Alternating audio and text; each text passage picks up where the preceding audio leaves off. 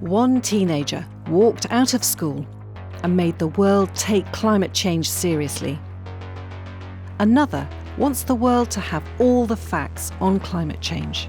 I'm disappointed because we are not only mourning the loss of our planet, but also the destruction of our futures.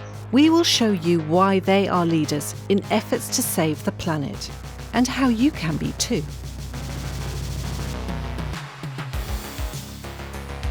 Greta Thunberg is arguably the world's most famous campaigner on climate change.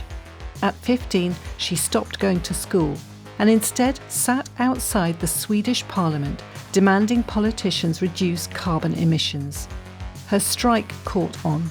Millions of people around the world began protesting for more action to tackle climate change. Greta has travelled by boat, rail and bus to many parts of the world to raise awareness. If we don't realize that it is an emergency, we won't be able to do anything about it.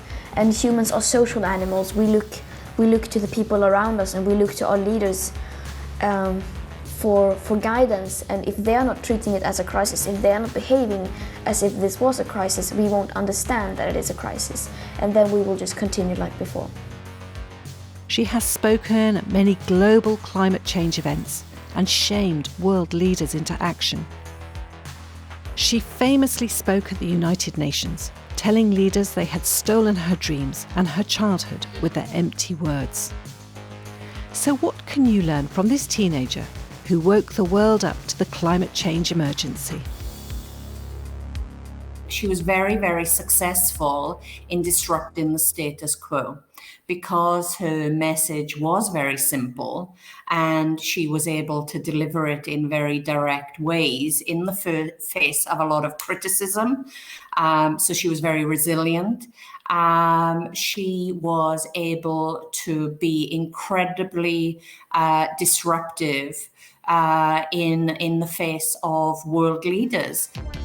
Greta Thunberg had a simple message and a direct way of delivering it, both of which had a big impact. She was other-directed and collaborative. She was democratic. All she wanted was to raise awareness. And when people joined her, she wanted to be collaborative, whether it was with politicians, scientists, or school children. Greta is collaborative. She is willing to work with others who believe the climate is in crisis. What other qualities does she show? Knowledge is power, and she had facts that she was able to communicate in very direct ways.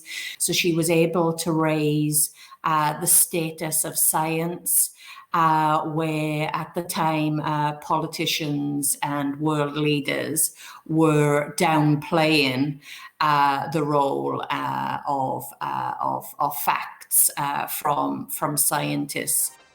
Greta knows the facts on climate change, which gives her message authority. This has put her in stark contrast to some world leaders. What Greta Thunberg has shown us time and time again is how ineffective and how world leaders have been irresponsible with climate action.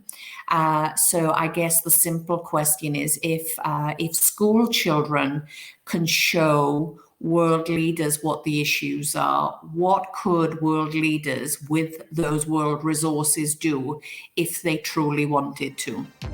Greta highlights how ineffective other leaders and many adults have been.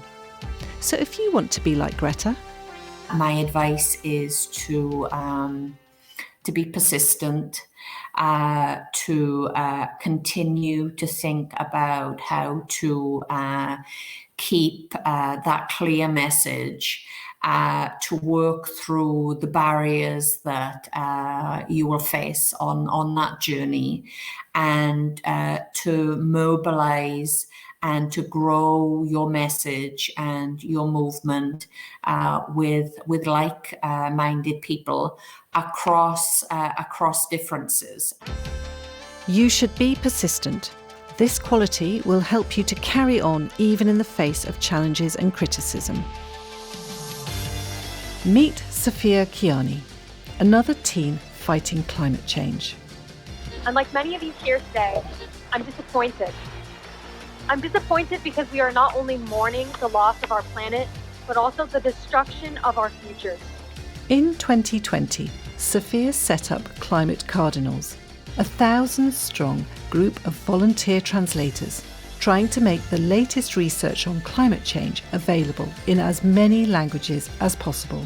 I started Climate Cardinals because it really stemmed from an experience that I had in middle school when I took a 2-month trip to Iran, which is my parents' home country.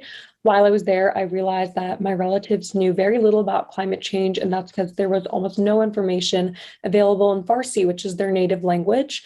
And so I worked to translate information to Farsi to teach my relatives about climate change. And I wanted Climate Cardinals to continue the work that I was doing on a larger scale, which is why we use student volunteers to translate climate information into over 100 languages.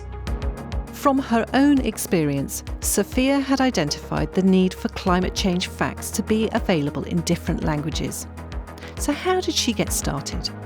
First, I started with the basics, coming up with the name, a logo, branding, then finding a website. And then we also took the legal steps necessary to become an official nonprofit. And then finally, we launched using social media, primarily TikTok, to reach hundreds of thousands of students and recruiting thousands of them to sign up to volunteer with us. Sophia began with the basics, which included completing legal paperwork. What else has she learned about leadership? I think that I've learned a lot as a leader throughout this process. I'm the executive director of Climate Cardinals, so I oversee our 15 directors and hundreds of different students on our teams, as well as our translation branch. And so I think it's definitely been an experience for me learning how do I manage large groups of people, but how do I also give them the autonomy to do things on their own? How do I learn to trust people and know that they know what they're doing and that I don't need to micromanage others? And so I think that I've learned that leadership is a process of continual learning, and it's not so much about leading others as leaning with others in order to get work done. Leadership involves trusting your team and collaborating with others. Why are young people leading on climate change? I think that young people play a very crucial role in getting people mobilized out onto the streets and really playing a role in furthering climate change education. I think that we as young people have become very adept at using social media and our platforms to spread these messages, as well as having very difficult conversations with people older than us, like our parents and our relatives, in order to make sure that they're informed when it comes to voting and making sure that we're getting climate progressive candidates into office. Young people who are adept at social media are good at getting the message out.